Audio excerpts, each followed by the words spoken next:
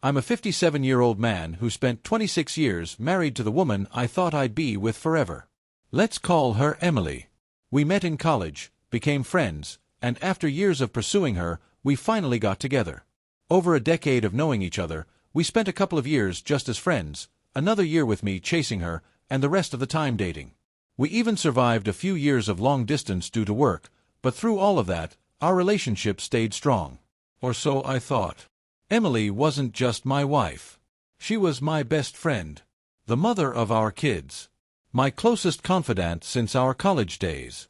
So, when she betrayed me, it wasn't just my marriage that was shattered, it felt like my entire world fell apart. It all started about a week ago when we attended our college reunion. Every year, our college hosts a reunion for classes that graduated 35 years ago. This year, it was finally our turn. It's a pretty big deal, with celebrities and musicians performing, and everyone looks forward to it. Emily and I were excited, not just to see old friends, but to show everyone that we had one of those rare marriages that had lasted through it all. We were proud of what we had. We walked in, feeling confident and happy, reconnecting with old friends, laughing like we were back in our college days. Everything was going great until he showed up. We'll call him Ben. Ben had always had a thing for Emily, even back in college. Everyone knew about his not-so-subtle obsession with her. Emily was beautiful, smart, and pretty much everything a guy could want, so naturally, she had plenty of admirers, Ben being one of the more persistent ones. Ben wasn't the type to just flirt and move on. He was one of those guys who would hang around, hoping, even though he knew Emily was in love with me. For some reason, he just wouldn't give up, even though he knew he didn't stand a chance. I remember when he found out Emily and I got married. He texted me, telling me that Emily had made a mistake and that he would have treated her better. Emily and I just laughed at how childish and delusional he was. We hadn't heard from Ben in years. So, when he approached us at the reunion, I assumed he had finally moved on. After all, it had been 35 years since college and 26 since we got married. Surely, he'd let go by now, right? But no. He was still as fixated on Emily as ever. Ben greeted us with hugs, though Emily, clearly uncomfortable, opted for a handshake instead. His gaze was intense, almost creepy, and everyone around us seemed to notice. He took a seat across from Emily, giving her this weird look, and it wasn't long before I asked if he had brought anyone to the reunion with him.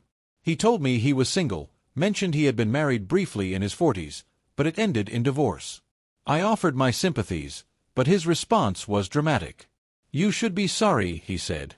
"You stole my love," followed by this creepy, maniacal laugh. If I had been younger, I might have confronted him right then and there, but at my age, I wasn't about to let some idiot ruin my night. Besides, Ben wasn't exactly someone you'd find intimidating. More like a loud, obnoxious guy nobody ever took seriously. Everyone heard him, but we all brushed it off. Still, Emily became unusually quiet after that. Our close friend, Sarah, who had known Emily as long as I had, noticed her discomfort and took her aside to cheer her up. We tried to get Emily to focus on the fun and forget about Ben. But I could tell something had shifted in her. Then, out of nowhere, Ben reappeared, apologizing for his behavior earlier. He claimed he hadn't meant to upset her, insisting he only wanted to make her feel good, telling her she still looked amazing even after all these years. That was it for me. I told him to back off, but Emily asked him to just leave us alone. He kept pressing for her forgiveness, making it clear he wanted to be a part of the evening. Emily, being the kind-hearted person she is, gave him a hug, telling him to move on and let it go. I didn't love the idea, but I thought maybe we could just put this behind us and enjoy the rest of the night. After all, this might be our last chance to see all our old friends together like this. We headed to the dance floor, and things started to feel normal again. Emily and Sarah were talking and laughing, and even Ben seemed to be making a fool of himself with his awkward dancing. I let my guard down, figuring the weirdness was over, but boy, was I wrong. About an hour into the party, I noticed that Emily and Sarah were nowhere to be seen. At first, I didn't think much of it. We had all been mingling with different groups throughout the night, and I assumed they were catching up with old friends. But as more time passed, I started to get a bit uneasy. I called both of them, but neither answered, which didn't surprise me with the loud music. Still, something didn't feel right. Eventually, Emily came back, but there was something off about her. She looked the same, but I could feel that something had changed. She barely spoke and seemed almost distant, urging me to leave early. Sarah came back a bit later, but she and Emily didn't exchange a single word for the rest of the night. It was strange, and I kept asking Emily what was wrong, but she brushed me off, saying she was just tired and wanted to go home.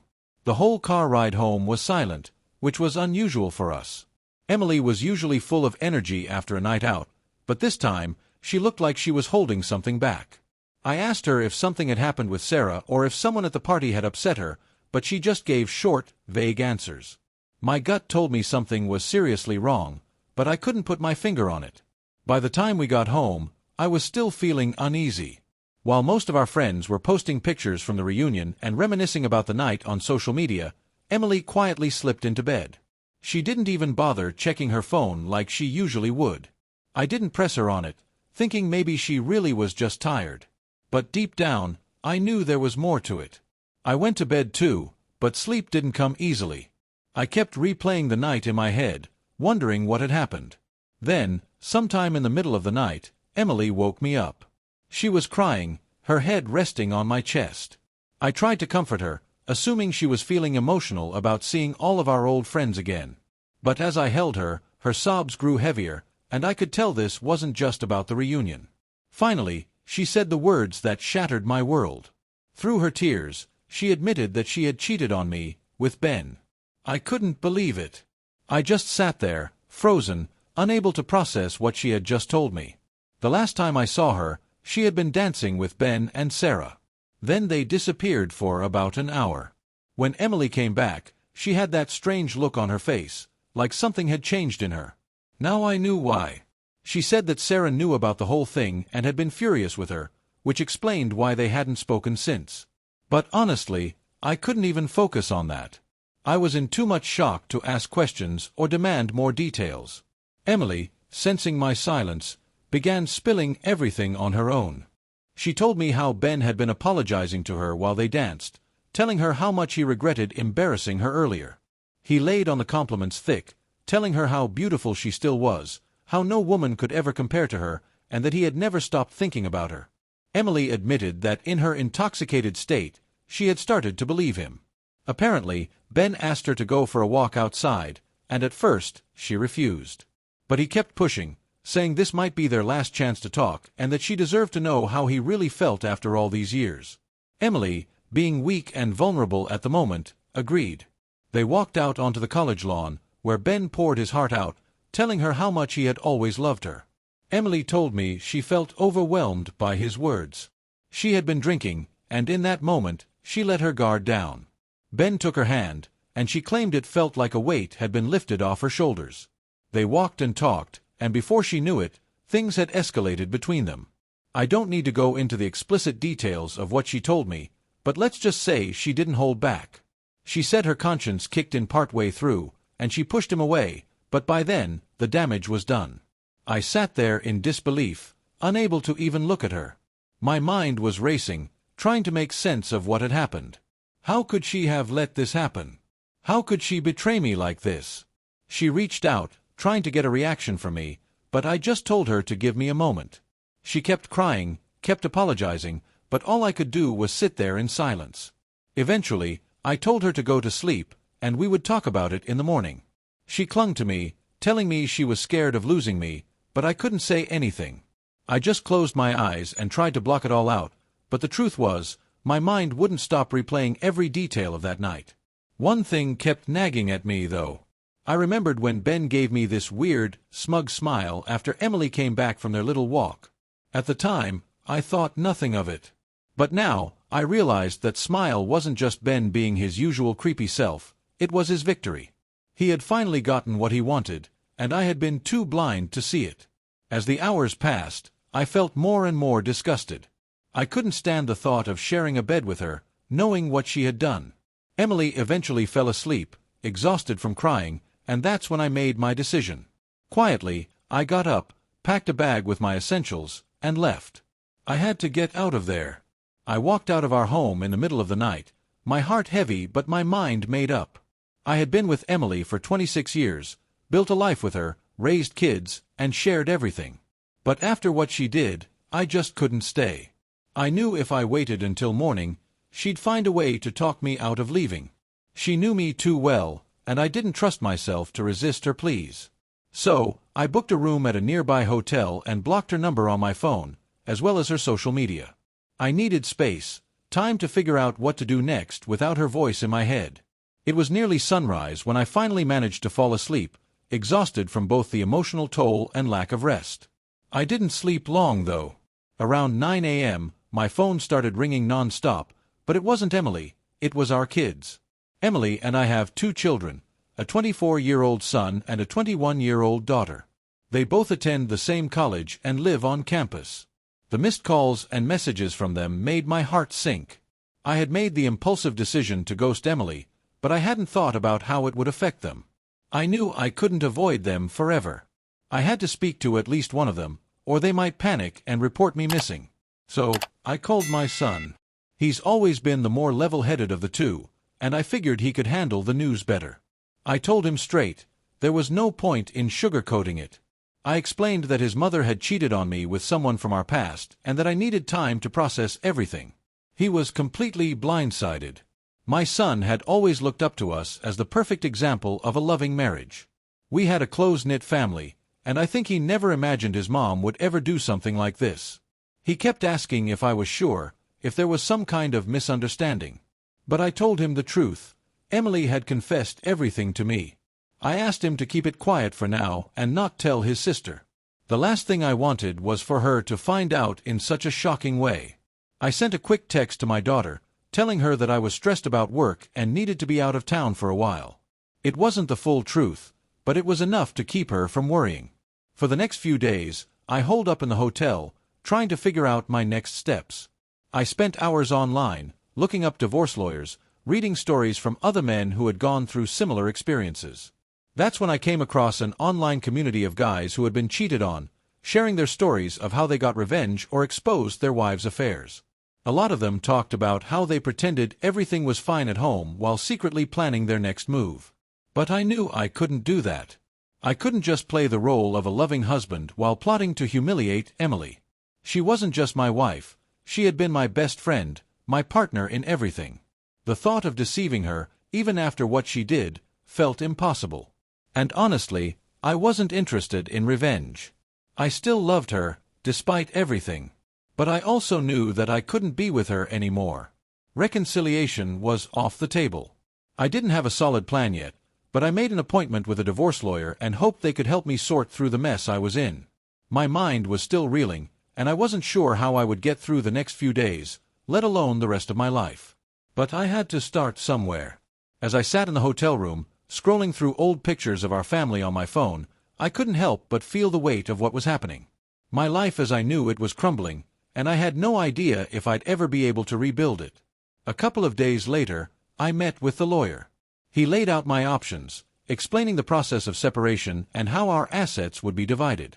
The thought of splitting everything we had worked for over the years made me sick, but there wasn't much I could do about it. Half of everything we owned would go to Emily, and I knew she was entitled to it. After all, we had built our lives together, and she had played a big part in our financial success. But giving her half didn't feel like the punishment it should have been. In fact, I didn't want to punish her at all. I just wanted to be free from the pain. The lawyer also advised me to tell the kids about the separation, given that they were adults. I knew I couldn't hide it from them forever, but I dreaded that conversation. It wasn't just my marriage that had fallen apart, it was our family, too. Later that week, I asked my son to bring his sister to a nearby restaurant, without telling her that I'd be there. When they arrived, my daughter was clearly confused and upset. She thought something terrible had happened to me. Her first question was whether I had been cheating on their mom. It was hard seeing her so worried, but I had to stay strong for both of them. I explained the situation as best as I could, telling them about Emily's infidelity. My daughter was devastated. She couldn't believe her mother, someone she had always looked up to, could do something like that. She had been staying with Emily for the past few days, and hearing this news made her break down in tears. Both of them asked if I would consider giving Emily another chance, but I made it clear that divorce was the only option for me. Seeing my kids break down like that was gut-wrenching, but they understood that I was in too much pain to reconcile with her. That night, my daughter told me that Emily hadn't been herself lately. She hadn't been eating or sleeping and had been trying to reach me non-stop. She had even shown up at a few of my clients' offices, asking about my whereabouts. When my daughter had asked Emily if something had happened between us, Emily just cried and locked herself in her room. It was clear she was struggling to cope with everything. I asked my daughter to stay with her mom until the divorce was finalized. As much as I hated the thought of Emily suffering, I couldn't go back to her. Not after what she had done. In the following days, the guilt started creeping in, but it wasn't about Emily. It was about the kids. I hated that they were caught in the middle of this mess. Our family, which once seemed so unbreakable, was now crumbling because of her choices.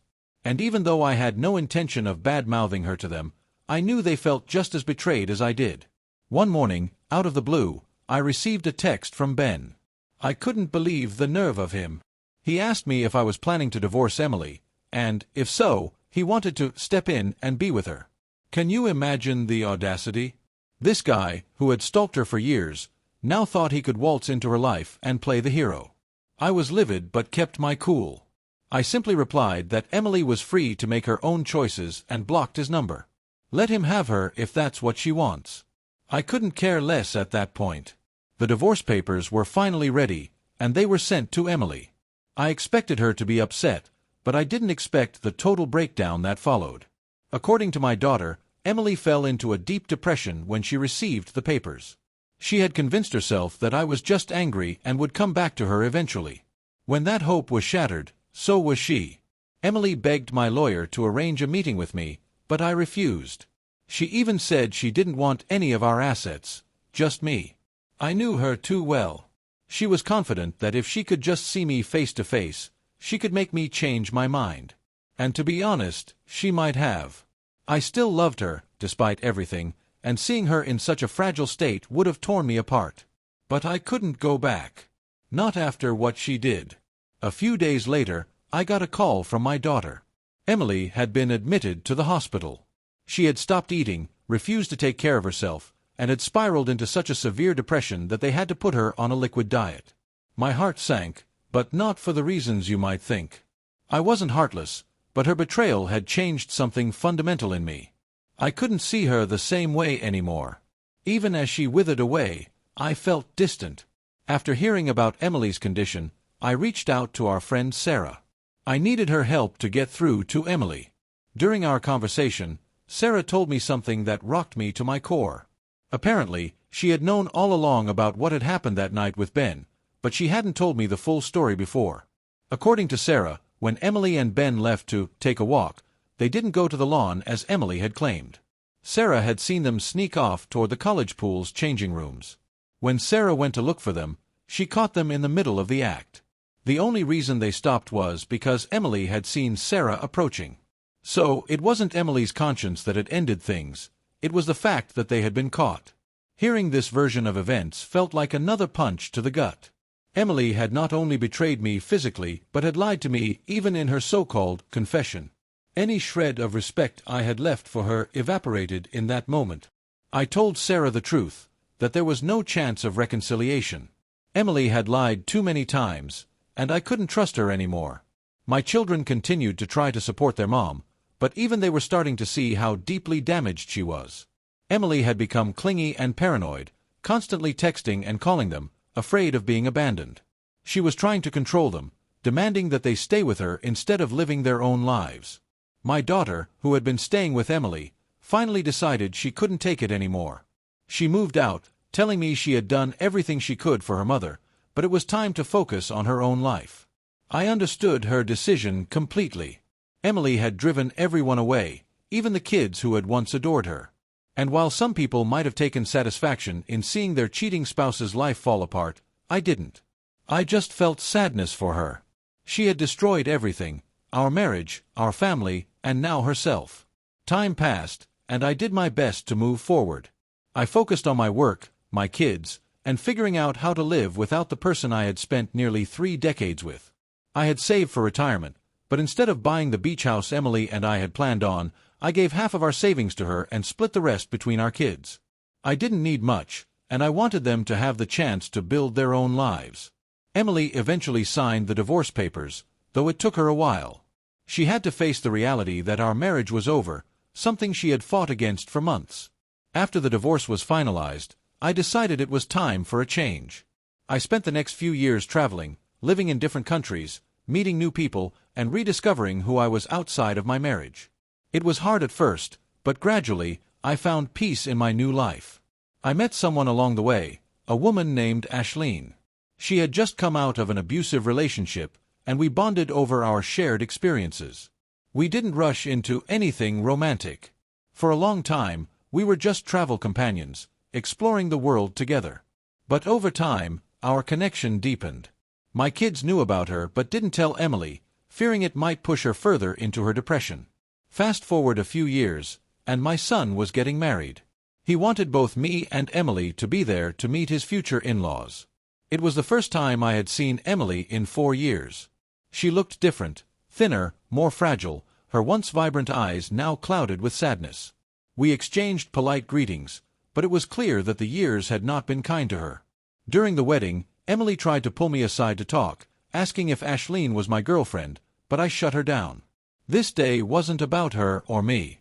It was about our son. My daughter, who had grown stronger through all of this, stepped in and told her mom in no uncertain terms that she needed to stop making everything about herself. She was firm but kind, telling Emily to move on or risk being kicked out of the wedding. Emily didn't take it well. She spent the rest of the day sulking in the background, feeling sorry for herself. Meanwhile, I focused on enjoying the day with my children, proud of how far we'd all come. After the wedding, Nancy called to tell me that seeing me with Ashleen had crushed Emily's spirit even more.